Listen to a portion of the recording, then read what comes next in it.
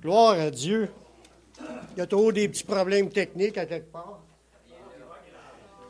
On est en train de développer une technologie quand même de pointe, parce que ça nous permet, pour ceux qui ne le savent pas, on est sur Internet en direct. Le culte est en direct. Les chants sont en direct. Maintenant, on a en plus que les chants peuvent apparaître dans la fenêtre du vidéo, que les gens sur Internet peuvent chanter avec nous. Les paroles des chants, les versets vont s'afficher. Sauf que des fois, il y a des petits problèmes techniques qu'il faut régler à mesure, puis former des gens pour qu'ils puissent s'en occuper. C'est ça, on est rendu là aujourd'hui. Puis moi, je pense qu'il faut utiliser toute la technologie à notre disposition pour pouvoir répandre la bonne nouvelle, puis parler de Jésus partout. Dans le temps de Jésus, la technologie, il y avait une barque.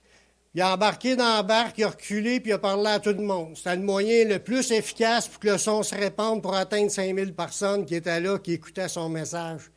5000 personnes. Aujourd'hui, on utilise la radio, la télévision, l'Internet. Ce sont des moyens utiles.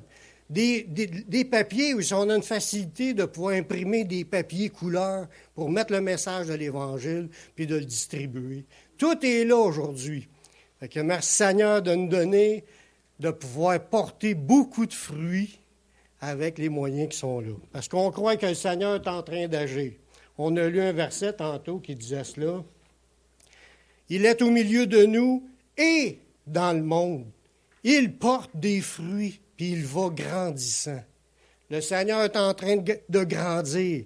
De grandir, quand on parle, c'est pas le Seigneur tout seul qui grandit, c'est son royaume qui grandit. Le Seigneur est déjà le Tout-Puissant, puis il y a plein de grandeur déjà, mais il grandit dans le sens, son travail grandit, les fruits de plus en plus. On arrive à la fin du temps de la cueillette des fruits. On va parler un peu de ça aujourd'hui. Il faut toujours que les chrétiens soient sensibles qu'on est en train de vivre notre vie de façon à ce que le royaume de Dieu puisse avancer puis qu'il y ait des fruits de plus en plus grandissants dans notre vie. Parce que le Seigneur est en train de nous changer. Ça dit au début du verset, il est au milieu de nous. C'est-à-dire, en premier, il est au milieu de nous, puis il va grandissant. C'est dans notre vie personnelle qu'on grandit dans le Seigneur. On devient de plus en plus saint, de plus en plus peu, de plus en plus juste, de plus en plus avec les fruits de l'Esprit, plus en plus dans toutes les plus en plus que le Nouveau Testament nous enseigne qu'un chrétien devra être. Puis ça, c'est produit par le Saint-Esprit. Le Seigneur il a commencé une œuvre en nous, puis il va la rendre parfaite. Merci Seigneur. On est en train d'étudier la marche par l'Esprit. On a vu plusieurs points, mais il y en a encore plusieurs à voir. Puis aujourd'hui, on est rendu. La marche par l'Esprit nous donnera de porter beaucoup de fruits pour Dieu. Comme qu'on a déjà vu au début, avec quelques passages qu'on va en regarder quelques-uns, avant d'être chrétien, on portait 0 fruit pour Dieu. 0. Même si tu es vivant, même si tu faisais des bonnes œuvres, même si tu étais un gars qui priait, là, qui prie, mais tu ne sais pas à qui tu pries. Tu pries à celui que tu penses que tu devrais prier, mais tu ne sais pas comment prier, tu ne sais pas à qui tu t'adresses. Tout là, c'est 0 fruit pour Dieu. Puis on va voir pourquoi c'était 0 fruit. Puis même si c'était 0 fruit pour Dieu, mais on produisait des fruits pour la mort. C'est grave. Chaque fois qu'on péchait, qu'on désobéissait à Dieu, on portait des fruits pour le royaume des ténèbres et pour la mort. Le Seigneur nous dit que dans Romains 6, les versets 20 et 21, il dit « Quand vous étiez esclaves du péché, vous étiez libres à l'égard de la justice. Quels fruits portiez-vous alors? » Quels fruits qu'on portait avant de connaître Jésus? 0. Aucun fruit acceptable devant Dieu. Ceux qui vivent selon la chair ne peuvent plaire à Dieu. Il fallait qu'il se passe quelque chose de radical dans notre vie pour qu'on commence à porter du fruit pour Dieu. Il fallait qu'on naisse de nouveau. Sans Dieu, on ne pouvait pas rien faire. Oui, on pouvait faire plein d'affaires. On pouvait même vivre toute notre vie sans Dieu, notre vie terrestre. Mais ça n'amenait aucun fruit à Dieu. Puis gloire soit à Dieu du fait qu'il a envoyé son Fils n'est payé la dette de nos péchés pour qu'on puisse avoir la grâce, le cadeau de naître de nouveau, de recevoir le Saint-Esprit, puis qu'il y a une nouvelle vie qui commençait. On était nés de nouveau, puis on partait en nouveauté de vie. Toutes choses sont devenues nouvelles à partir du moment que tu te convertis. C'est là que ça commence, la marche par l'Esprit. Avant, le Saint-Esprit, il s'est peut-être révélé, il t'a parlé. Il nous a tous parlé avant de l'accepter puis de le recevoir. On peut avoir vécu des expériences avec lui qui nous aient guéris, qui nous aient répondu une prière, qui soit intervenu, puis on a senti des libérations, on a senti des effets spéciaux de sa présence, mais on n'était pas encore sauvé. Tu es sauvé à partir du moment que tu reçois. À celui qui l'ont reçu, à ceux qui croient en son nom, ça donne le pouvoir de devenir un enfant de Dieu. C'est là que la nouvelle vie commence, frères et sœurs. Quels fruits qu'on portait alors? Des fruits dont vous rougissez aujourd'hui. Les fruits qu'on portait alors, c'était des fruits qu'on a honte d'en parler. On est gêné. Puis on est content de savoir que c'est pardonné. Parce que ça va être révélé quand même un jour. Tout ce qu'on aura dit dans les ténèbres va être prêché devant tous. Ça va être dit, il n'y a pas de secret qui ne doivent être connus ni mis à jour. Tout ce qu'on vit, tout ce qu'on pense, tout ce qu'on fait, ça va être révélé. Fait qu'on est tous mains de faire partie de ceux qui sont pardonnés. Amen. Laisse faire les versets. Même aller sur l'écran ici.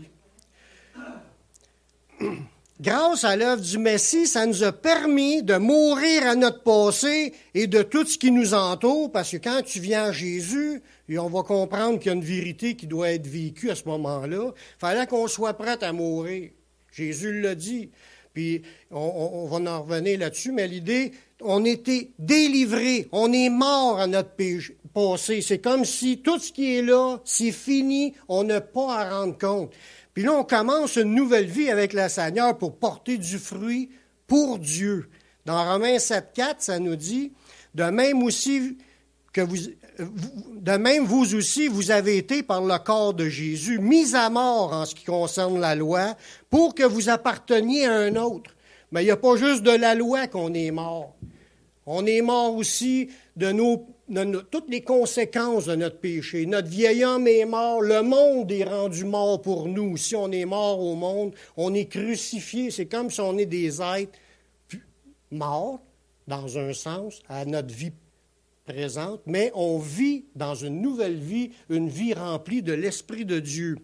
Puis ça nous permet, afin que vous apparteniez à un autre, à celui qui est ressuscité des morts, afin qu'on porte des fruits pour Dieu. Voyez-vous, avant, on portait des fruits on a honte aujourd'hui d'en parler. Avant, on portait des fruits pour la mort. Puis maintenant, tu es mort à ton passé. Maintenant, tu appartiens à quelqu'un d'autre. Tu as changé de royaume. Tu n'es plus une personne de ce monde. On fait partie du royaume céleste. Vous êtes concitoyens des saints, gens de la maison de Dieu. On appartient à un autre maintenant, puis maintenant, on a la possibilité de porter des fruits pour Dieu. Ça, c'est la grâce qu'on a reçue, puis c'est bénissant. On s'en rend peut-être pas compte. Chaque fois qu'on se ramasse des fruits parce qu'on sert le Seigneur, on est en train de se ramasser un trésor céleste qui va nous rester à nous pour l'éternité. Maintenant qu'on appartient au Seigneur, cela nous permet de porter des fruits pour Dieu. Mais il y a toujours des petits mais. Les petits mais, c'est comme des conditions. Jésus qui les a établis, les conditions, puis on n'a pas le choix, il faut les regarder. Même si le Saint-Esprit veut nous aider à porter du fruit pour Dieu, il y a quand même des conditions. Il faut comprendre que l'on vit pour le Seigneur. Parce que tu peux être devenu chrétien, puis oublier que tu es là pour servir le Seigneur. Puis tu continues à te servir toi-même, à servir ton propre ventre, à servir d'autres intérêts. parce qu'on peut chercher d'autres intérêts, puis on perd de vue le focus qu'on est là pour le Seigneur. Il nous a rachetés pour qu'on porte du fruit pour lui, mais pendant notre marche, on oublie le Seigneur un peu, puis là, on est en train de travailler pour qu'est-ce qui nous rapporte à nous, puis la gloire de ce monde, les plaisirs de ce monde, puis là, on est en train de passer à côté de ce que le Seigneur voulait qu'on fasse pour lui, même après d'être chrétien. Alors, regardez bien dans le passage comment est-ce que Jésus explique ça dans Matthieu 10, 38 et 39. Celui qui ne prend pas sa croix et ne me suit pas n'est pas digne de moi. Puis là, le bout aussi qui est fort. Celui qui conserve sa vie la perdra, puis celui qui perdra sa vie à cause de moi la retrouvera.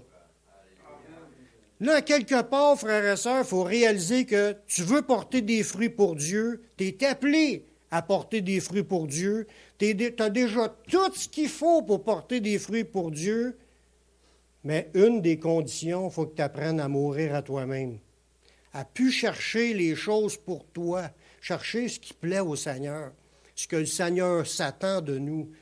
Le Seigneur met des appels sur nos vies, puis il nous montre ce qu'il aimerait qu'on fasse, puis des fois, on met un break là-dessus parce qu'on veut d'autres choses. Si mettons un exemple, on serait supposé d'être ici, venir glorifier le Seigneur dans une réunion, puis on décide, moi, j'ai un bon programme à la TV. Pendant que tu es là, tu n'es pas en train de porter des fruits pour Dieu. Voyez-vous l'idée? On a tous des choix à faire. Mettons qu'il met devant toi quelqu'un, il faut que tu aides. C'est un pauvre, il a un besoin, il faudra que tu y aides. Tu as ce qu'il faut pour y aider en plus, mais tu dis non, lui qui s'arrange, moi j'ai gagné mon argent durement, qui s'arrange lui tout pour s'en sortir. Tu viens de passer à côté de ce que Dieu avait mis devant toi. Faut apprendre, frères et sœurs, à faire les bons choix dans chaque situation pour ne pas passer à côté. Il veut qu'on porte du fruit, puis c'est des œuvres que lui a préparées d'avance afin qu'on les pratique. Mais si on ne les fait pas parce qu'on fait d'autres choses, mais on est en train de passer à côté, on peut arriver à l'autre bord, comme c'est dit, on va arriver sauvé parce que tu as gardé la foi puis ton salut, mais tu peux arriver à l'autre bord, puis tu vas être sauvé comme si tu aurais passé au travers du feu. Pas de récompense. Mais le Seigneur veut qu'on se ramasse des récompenses. Il dit, amassez-vous des trésors dans les cieux. S'il nous exhorte à cela, amassez-vous des trésors où ce que la teigne et la rouille ne détruisent point, où ce que les voleurs ne percent ni ne dérobent.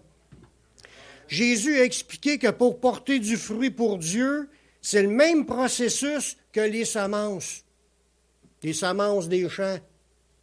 Dans Jean 12, 24, il dit, en vérité, je vous le dis, si le grain de blé qui est tombé en terre ne meurt, il reste seul. Mais s'il meurt, il porte beaucoup de fruits.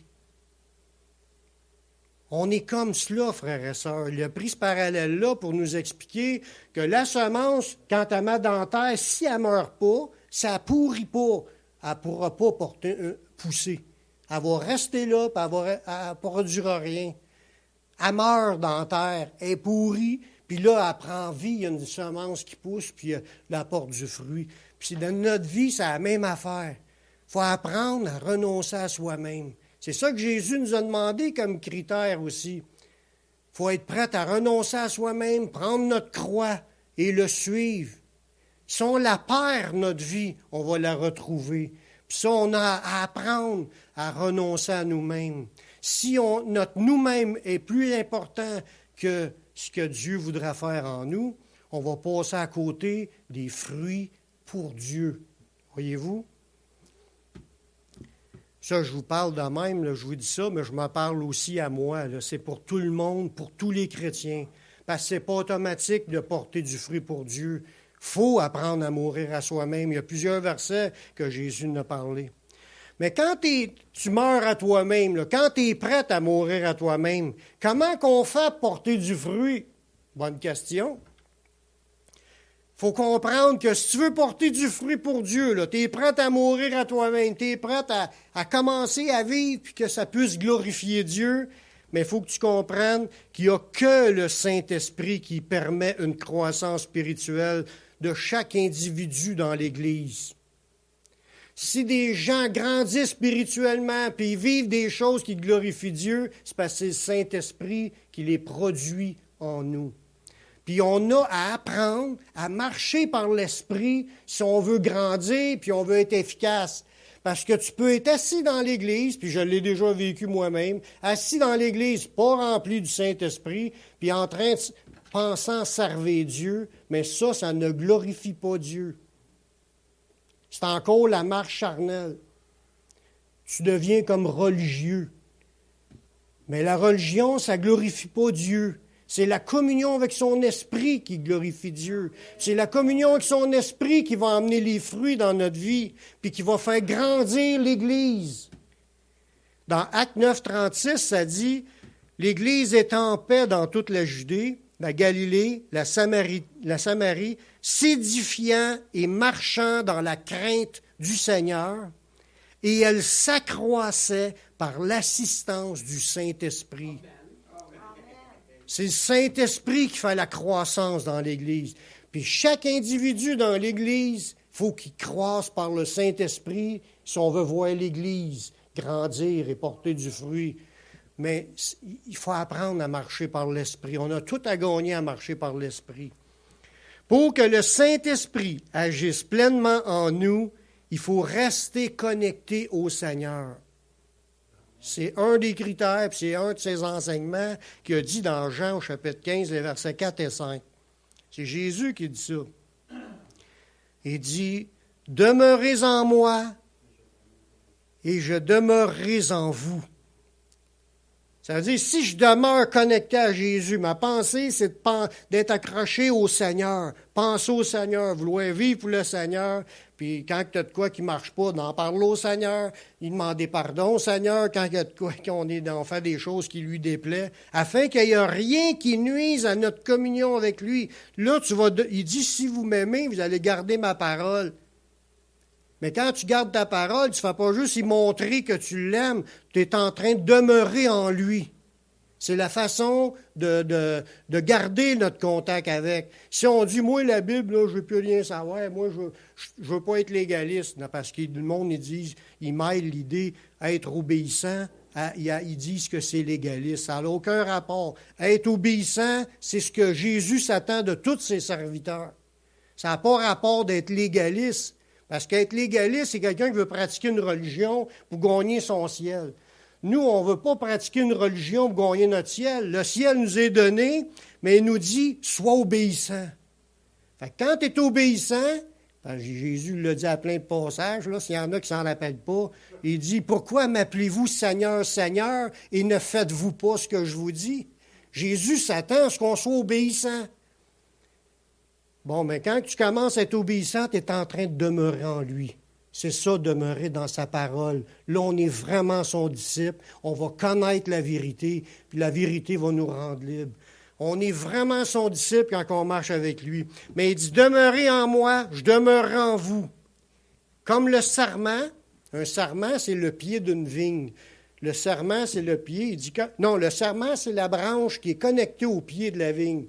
Toute la branche qui porte le fruit. Et comme le sarment ne peut de lui-même porter du fruit s'il ne demeure attaché au cep, ainsi vous ne pouvez pas non plus si vous ne demeurez en moi.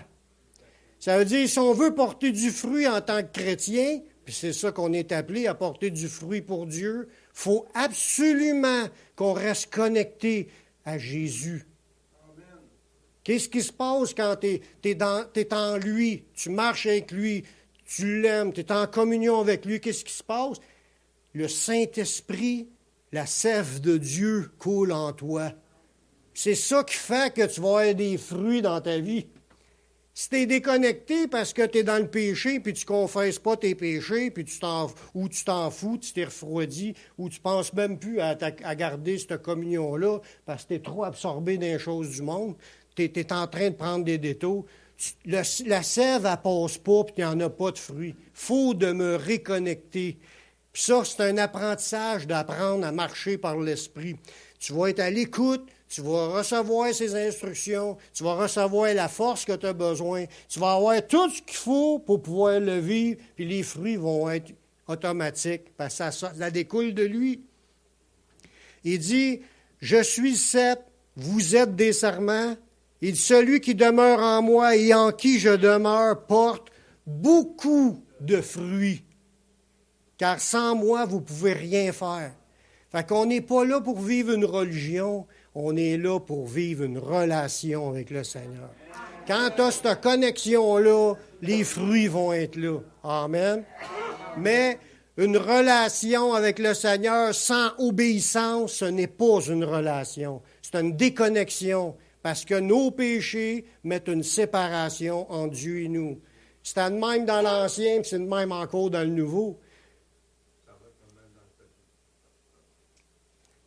Une fois qu'on commence à en emporter des fruits, parce que là, tu découvres le Seigneur, là, tu veux marcher avec lui, tu confesses ce qui ne marche pas à Dieu pour lui demander pardon, puis il te pardonne, là, le contact, il est là. Une fois que tu as commencé à apporter du fruit, ta vie, elle commence à changer, les gens vont le remarquer que tu changes.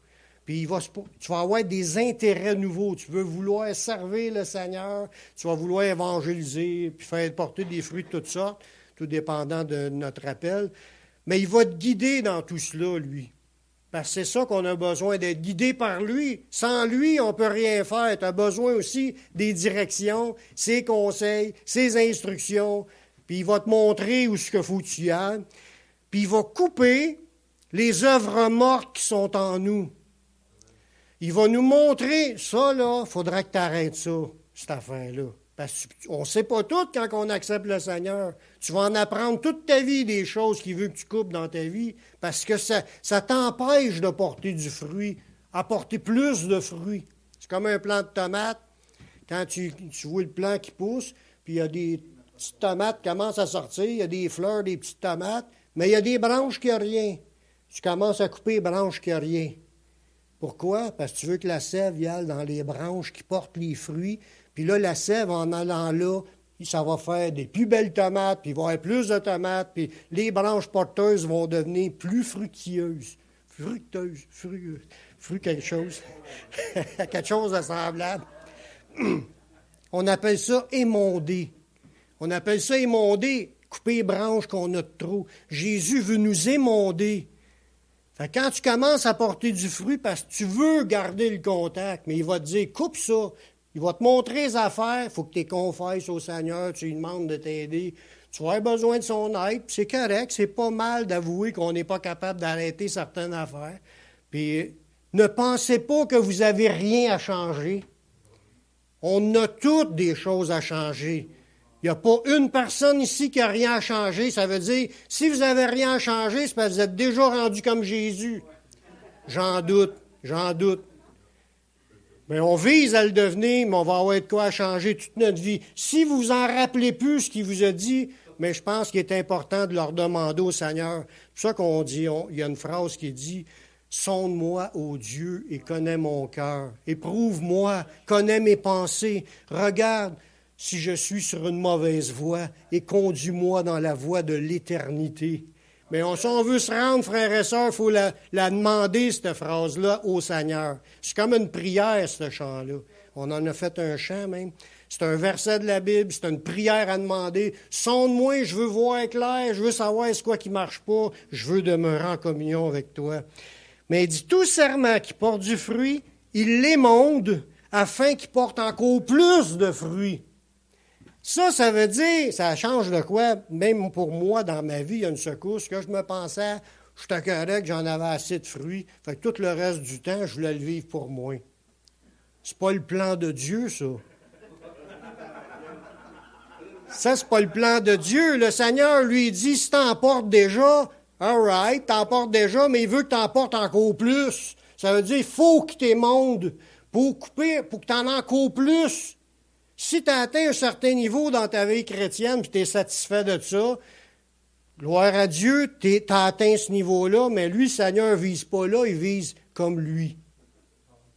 Il faut arriver à être comme lui.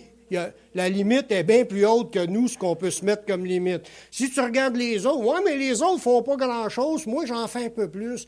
C'est pas en regardant les autres qui sont autour de toi. Compare-toi à la lumière de Dieu, la Bible, sa parole, qui est la lumière, elle va te dire, regarde, il faut que tu deviennes comme Jésus. Là, la barre est bien plus haute. Fait que on pourrait, si quelqu'un veut s'engager pour le Seigneur, s'il nous appelle dans ce chemin-là, à être à 100% dans le ministère. Il y en a plusieurs chrétiens qui sont à 100% dans le ministère. Ils ont tous renoncé à leur vie personnelle, le loisir personnel, leur passion personnelle. Ils mettent le temps que dans les choses de Dieu. Bien, ils ont atteint un niveau qui est encore supérieur. Des fois, ça ne paraît pas dans l'Église, tout le monde est assis. Mais il y en a des gens qui se consacrent, comme on voit dans la Bible, une veuve, elle va se consacrer jour et nuit dans la prière. Si on voit ça dans la Bible, cette idée-là, ça veut dire qu'elle, jour et nuit, ça veut dire qu'elle a-tu renoncé à tout ce qu'elle pouvait avoir dans ce monde? Parce que si on veut, on peut avoir notre vie remplie des choses du monde. Comme si on veut ou si on peut être rempli de servir le Seigneur, combattre pour le Seigneur, marcher pour le Seigneur, faire des choses pour le Seigneur. On pourrait être à plein temps dans le Seigneur. Amen. Amen. Fait qu'il veut nous émonder pour qu'on porte encore plus de fruits. Fait qu'on a encore du pain sur la planche, frères et sœurs. Un véritable chrétien est caractérisé par un désir de porter du fruit pour Dieu. Si tu veux savoir si tu es en santé spirituellement, as-tu encore le désir de servir le Seigneur de tout ton cœur? Tu l'aimes-tu de tout ton cœur, ton âme, ta pensée, ta force? Puis l'aimer au point de dire, il faut que je le serve le maximum. Seigneur, montre-moi encore aujourd'hui ce que je dois faire. Bon, on devrait être comme cela. Si tu es encore comme cela, c'est parce que tu es en santé spirituellement. Si tu as perdu ça, il faut se dépêcher à revenir dans ce sens-là, à être des personnes qui aiment le Seigneur et qui veulent servir le Seigneur. Amen. Amen. En portant du fruit, nous démontrons que nous appartenons au Seigneur. Parce que tantôt, on a dit, si tu demeures en lui, puis lui demeure en toi, tu vas emporter du fruit. Mais si tu n'en portes plus, là, c'est parce qu'il y a quelque chose qui se passe. La relation est coupée à quelque part. Il y a des raisons pourquoi c'est comme ça, puis il ne faut pas que ça reste comme cela. Il faut que tu te dépêches à retrouver. Rappelons-nous les bons moments qu'on a eus remplis du Saint-Esprit avec le Seigneur, puis vivre des affaires. C'est super. Mais si on n'est plus comme ça, il faut toujours chercher à revenir dans ces bons moments-là où ce que la gloire de Dieu était là, puis on est béni au bout, puis on est content de servir le Seigneur. Il ne faut pas se laisser refroidir, frères et sœurs. Quels sont les fruits que le Saint-Esprit veut nous amener à porter? Dans la Bible, on en parle de plusieurs fruits qu'on porte, qu'on peut porter, puis qu'on porte. Puis, si on en parle, c'est parce que pour nous ouvrir les yeux, parce que des fois, on pense qu'on n'en porte pas. Des fois, quand on est en contact et on ne voit pas grand-chose, ça ne veut pas dire qu'on porte pas de fruits. On va voir des choses que la Bible nous enseigne là-dessus. Il y a les fruits qu'il produit en nous, parce que on a vu dans le passage tantôt, le Saint-Esprit agit en nous, puis il agit dans le monde. Là, on parle de la dimension qui agit en nous. Qu'est-ce que le Saint-Esprit fait en nous, puis il appelle ça un fruit? Mais il y a quand il travaille dans notre caractère, dans nos sentiments, dans nos attitudes, nos émotions.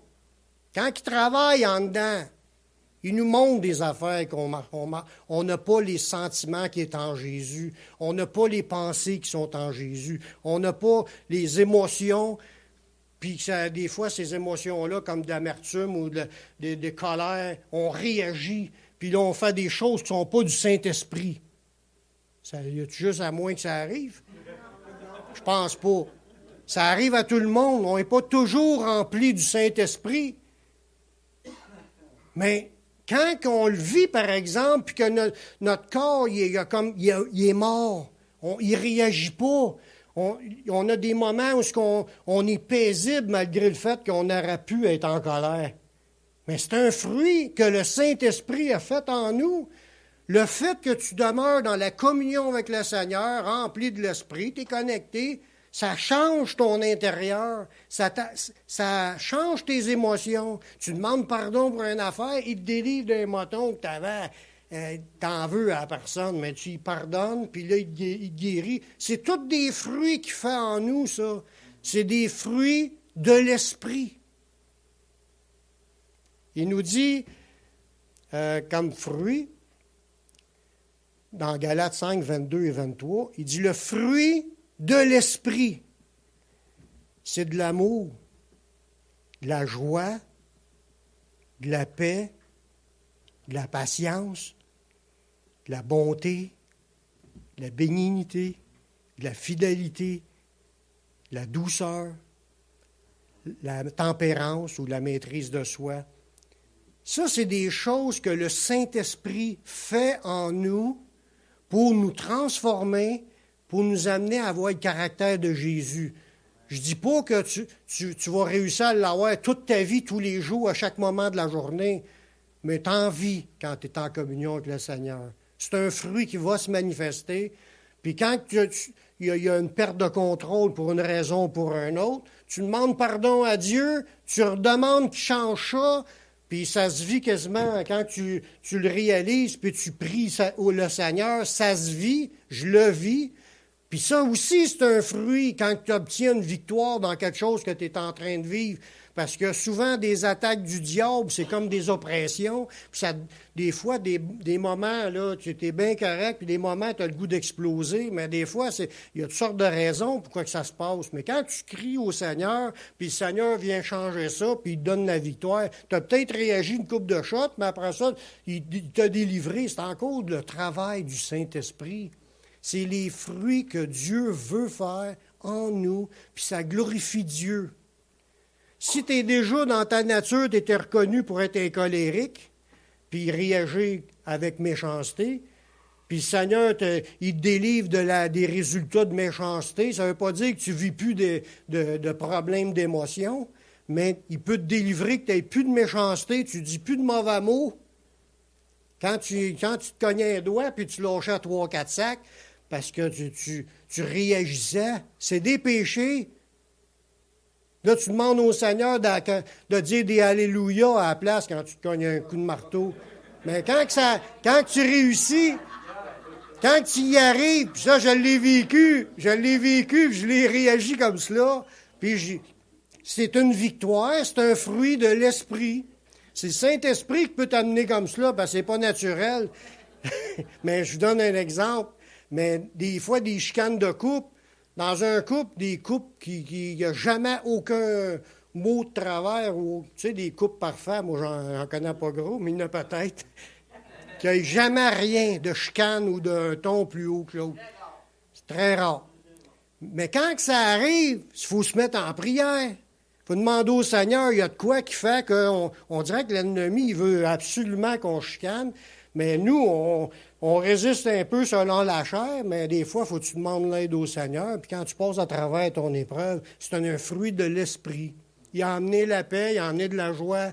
C'est lui qui est là, qui t'amène à glorifier Dieu. Ça glorifie Dieu quand tu t'en sors avec l'aide de Dieu. Amen. Il y a des fruits aussi qui découlent de la sagesse d'en haut, parce que Jacques, il dit, si tu manques de sagesse, mais demande-la à Dieu. Il va te le donner tout simplement, puis sans reproche, elle va t'être accordée. Mais demande-la avec foi, sans douter. Il va te donner de comme savoir comment vivre. Purement, saintement, de la bonne façon. Parce que c'est pas encore évident pour un humain que tu sais, des fois, comme moi, j'ai une traque qui marche, puis elle n'est pas grosse, la traque. Puis des fois, l'humain, il n'est pas capable de penser puis de gérer à trop d'affaires. Il faut que tu demandes au Seigneur qui t'aide. Mais quand le Seigneur t'aide, il va t'amener à vivre un mode de vie qui est au-delà de la vie qu'on voit aujourd'hui. La sagesse d'en haut est premièrement pure, pacifique, modérée, conciliante, pleine de miséricorde et de bons fruits. Quand tu reçois la sagesse d'en haut, puis elle se manifeste dans toi, c'est plein de bons fruits. Mais d'où elle vient la sagesse d'en haut? D'en haut. Elle vient d'en haut. Si tu le demandes au Seigneur, tu vas être capable de la vivre. Puis c'est encore plein de bons fruits. Voyez-vous que où ce qui devient le fruit, il vient d'en haut. La sagesse charnelle est diabolique. Appuyons-nous pas sur nos sagesses. Elle est charnelle, est diabolique. Appuyons-nous, Seigneur, je ne suis pas capable, j'ai besoin de ton aide. Les choses se mettent en place par le Saint-Esprit. C'est ça qui est du fruit pour Dieu, parce que c'est fait par Dieu. C'est le résultat de notre communion avec Dieu. C'est ça qu'on dit, demeurant en Jésus. Jésus demeure en nous. La sève de Dieu coule en nous. Les choses se mettent en place. C'est ça le fruit que Dieu s'attend. Le résultat d'une vie qui marche dans l'attente de recevoir de Dieu pour que les choses se fassent par Dieu. Amen. Il y a les fruits aussi qui sortent de notre bouche. C'est encore des fruits que Dieu agrée. Des fruits. Quand on est en train de louer le Seigneur, dans Hébreux 13,15, il dit « Par lui, offrons sans cesse à Dieu un sacrifice de louange, c'est-à-dire le fruit de lèvres qui confesse son nom. » Fait que quand on est en train de confesser le nom de Jésus dans la louange, ça glorifie Dieu, puis c'est du fruit pour Dieu. Mais il n'y a pas juste dans la louange qu'on glorifie son nom par le confesser son nom. Quand tu es en train de parler de Jésus à quelqu'un d'autre, tu es en train de glorifier son nom. Tu parles de son nom, de lui. Tu parles de Dieu, tu parles de Jésus, tu parles de ce qu'il fait, ce qu'il est capable de faire. Tu es en train, tu as un fruit de tes lèvres qui est en train de glorifier le nom de Dieu. Fait que quand quelqu'un parle de Jésus à quelqu'un, tu es en train d'élever Dieu, de glorifier Dieu. C'est du fruit pour Dieu. Amen. Fait que ceux qui veulent porter du fruit, on a des réunions pour louer le Seigneur. Puis quand on sort dehors pour aller évangéliser, tu es en train de porter d'autres sortes de fruits pour le Seigneur. La Bible elle nous parle aussi des fruits dans l'évangélisation lorsque les gens deviennent sauvés. Quand le Seigneur t'utilise, c'est une grâce, il t'utilise pour emmener quelqu'un et le conduire au Seigneur. Mais c'est un âme de plus dans le royaume, c'est un fruit pour Dieu. Il faut voir ça comme si Dieu se sert de toi pour amener des âmes au Seigneur, c'est pour porter du fruit. Dans Romains 1,13, Paul il dit dans ces mots-là, il dit « Je ne veux pas vous laisser ignorer, frères, que j'ai souvent formé le projet d'aller vers vous afin de recueillir quelques fruits parmi vous. » Le travail d'amener d'autres âmes, de conduire des âmes au Seigneur, puis de faire grossir des églises, dans le sens où il y a d'autres membres qui s'ajoutent, c'est des fruits. Si on se demande qu'est-ce que je pourrais faire, mais peut-être parler de Jésus à quelqu'un, ça serait un fruit qu'on pourra faire. Puis si en plus il accepte le Seigneur, c'est d'autres fruits qui se rajoutent. Fait que des manières de glorifier Dieu puis porter du fruit, il y en a plusieurs. Il y a d'autres sortes de fruits que la Bible nous parle. Il y a les fruits en pratiquant des bonnes œuvres. Dans Tite 3,14, il faut que les nôtres, en parlant des chrétiens, les nôtres aussi apprennent à pratiquer de bonnes œuvres pour subvenir aux besoins pressants, afin qu'ils ne soient pas sans produire de fruits. Voyez-vous, quand que les chrétiens s'engagent à servir son prochain, aider, c'est dans les services et aussi des fois financièrement ou avec des biens. Quand tu fais participer les autres de ce que tu as, tu es en train de porter du fruit pour Dieu. Si tu le fais tout le temps pour le Seigneur. Parce que comme je vous disais tantôt, on peut faire des affaires avec le mauvais motif. Si tu le fais dans le but de recevoir, si tu le fais parce que tu veux être regardé puis être félicité, puis avoir ta photo dans le journal avec le chèque à côté, tu as déjà ta récompense. Tu as déjà ta récompense que Jésus dit. Ça veut dire qu'il faut développer un esprit de service que notre main gauche ne sache pas ce qu'a fait notre main droite. Il faut développer cette attitude-là. On est là pour servir le Seigneur. Je le fais pour le Seigneur. Puis si les autres ne nous le remettent pas, c'est pas grave. On l'a fait pour le Seigneur. Puis c'est le Seigneur qui va nous le remettre, mais qu'on arrive là au bord. Amen. les fruits de notre générosité. C'est des fruits pour le Seigneur. La Bible appelle ça des fruits de justice. C'est juste qu'on porte ces fruits-là. On voit ça dans 2 Corinthiens, chapitre 9, le verset 10. Celui qui fournit la semence au semeur et du pain pour sa nourriture, vous fournira et vous multipliera la semence. Puis il augmentera les fruits de votre justice. Ça veut dire que Dieu il t'a déjà confié des affaires, il t'a déjà remis ce que tu as, les biens que tu as, les ressources que tu as. C'est des bénédictions de Dieu. Il dit, il va augmenter ta semence, il va augmenter tes ressources, il va augmenter tes bénédictions, puis il va augmenter les fruits de ta justice. Ça veut dire qu'il va servir encore, il va te donner d'autres occasions de pouvoir faire profiter les autres de ce que tu as reçu pour que ça puisse être du fruit pour Dieu. Voyez-vous? Dieu, il sait comment faire pour nous bénir, puis il sait aussi faire attention. On ne viendra pas millionnaire, tu la gagnes, parce que c'est sûr qu'il y en a qui peuvent se perdre avec cela. Mais quand tu sers le Seigneur avec ce que tu as à ta disposition. Si tu dis, moi, si je gagnerais le million, je pourrais faire ça. Non, il ne te demande pas de le faire. Il ne te demande pas qu'est-ce que tu ferais si tu gagnerais. Il te demande, fais ce que tu as avec ce que tu as. Alors, regarde qu'est-ce que tu as, là, puis sers-toi de ce que tu es, puis ce que tu as. Sers le Seigneur comme cela, puis il est capable de multiplier encore davantage pour que tu puisses encore porter plus de fruits. Merci, Seigneur. Nous sommes présentement dans le temps des récoltes. Quand Jésus dit, voici les champs, ils sont déjà blancs. C'est le temps de la récolte. Le temps de la grâce, il est commencé il y a 2000 ans. Puis on est dedans depuis le temps qu'on s'est converti, on est dans les récoltes. Si on marche par l'Esprit de Dieu, puis on fait des choses, on sert le Seigneur, on est en train de porter du fruit pour Dieu, on est en train de récolter des choses qui vont nous demeurer éternellement. Ce n'est pas des farces, c'est ce que je vous dis là. Je le répète souvent parce que je le crois, que quand tu sers le Seigneur, puis tu fais des choses pour le royaume, tu portes du fruit, puis ton fruit va demeurer jusque dans l'éternité. On va se réjouir ensemble de tous les fruits qu'on aura eus ensemble. Ça va être hot. Il dit, dans Jean 4, 36, il dit, celui qui moissonne reçoit un salaire. On est en train de moissonner, frères et sœurs. Quand tu ramasses les fruits, c'est pour Dieu. Tu sers le Seigneur quand tu en donnes, mais tu es en train de te ramasser un salaire.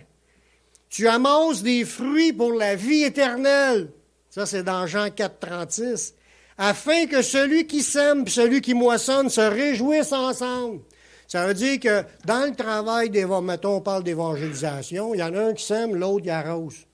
Mais quand tu moissonnes, là, les deux vont se réjouir d'avoir participé au travail. Les deux vont avoir une fête, l'autre bord, puis on va se réjouir de toutes les richesses qu'on sera ramassées dans notre temps terrestre en travaillant ensemble.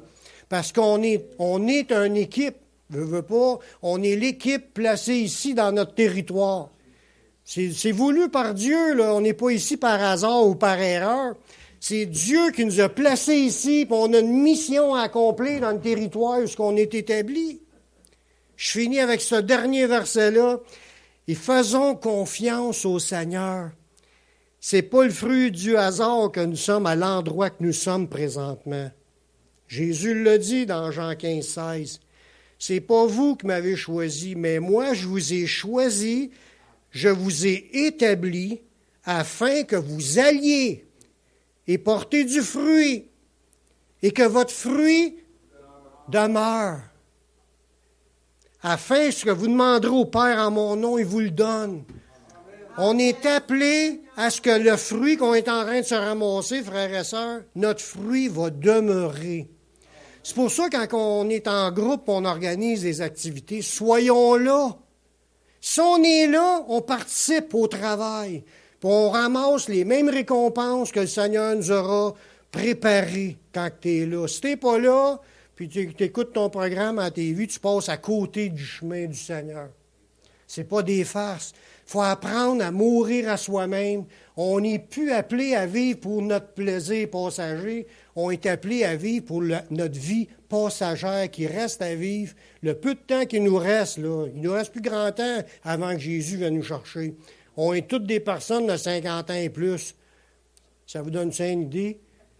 Il ne nous en reste pas si tant de temps que ça à vivre, là. Après. Mais la vie terrestre, pour se ramasser des fruits, c'est là. Maintenant, travaillons ensemble, servons le Seigneur, ramassons-nous des fruits durables, que le voleur ne pourra pas nous voler, puis la rouille n'atteindra pas notre stock là au bord. Amen. Prions.